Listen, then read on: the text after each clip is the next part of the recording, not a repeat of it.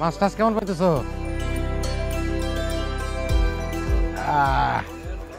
হ্যাঁ, ওয়ালাইকুম আসসালাম। সবুজ সাধক, এইবার তোমার কপির আবাদ কেমন হয়েছে?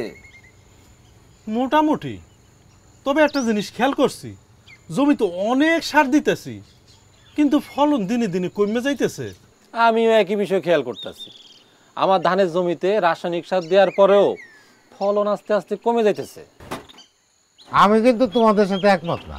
আমার জমিতে গত 3 বছর ধরে ভালো ফলন পাইতেছি, আবার রাসায়নিক সারও তুলনামূলক কম ব্যবহার করতেছি।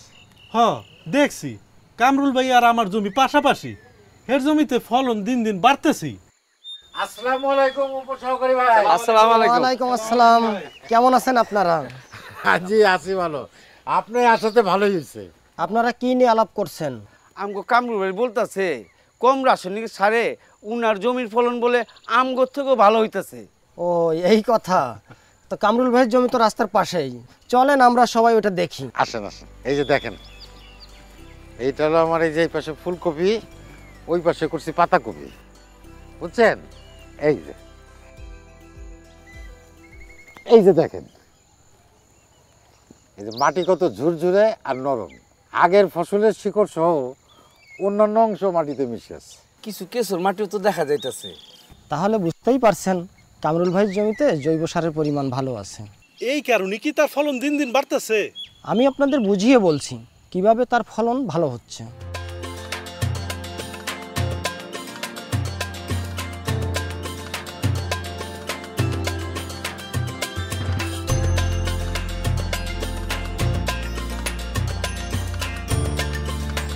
আসসালামু আলাইকুম। ওয়ালাইকুম আসসালাম, বসেন।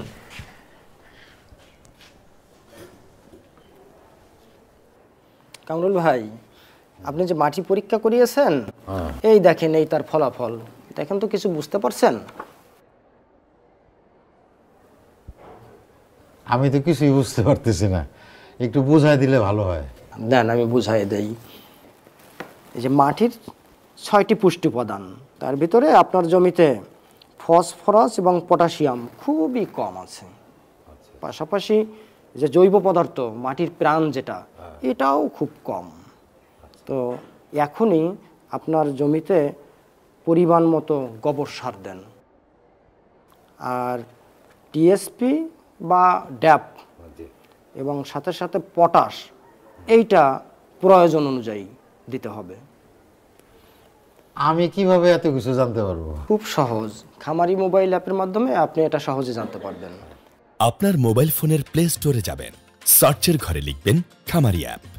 এবার বাংলাদেশ কৃষি গবেষণা কাউন্সিলের খামারি অ্যাপটি ডাউনলোড করে ইনস্টল করে নেবেন।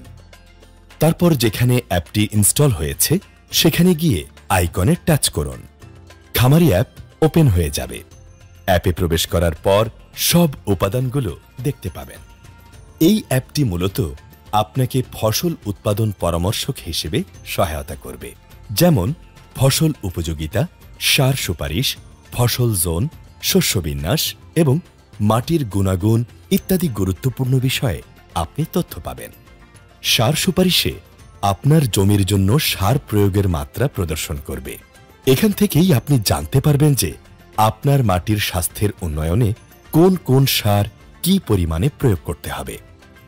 এছাড়াও আপনার জমির উপযোগী বিভিন্ন ফসলের চাষাবাদ পদ্ধতি, অন্যান্য কৃষি পরিষেবা যেমন ধান উৎপাদন প্রযুক্তি, কৃষি বিপণন, কৃষি আবহাওয়া সংক্রান্ত তথ্য ইত্যাদি পাবেন।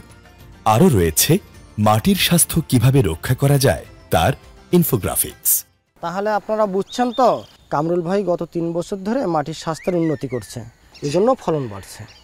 সত্যি তো, মাটির স্বাস্থ্য রক্ষার কাজ যদি আমরা সঠিকভাবে করতে পারি তাহলে মাটির উর্বরতা বাড়বে, ফলনও বেশি পাবো।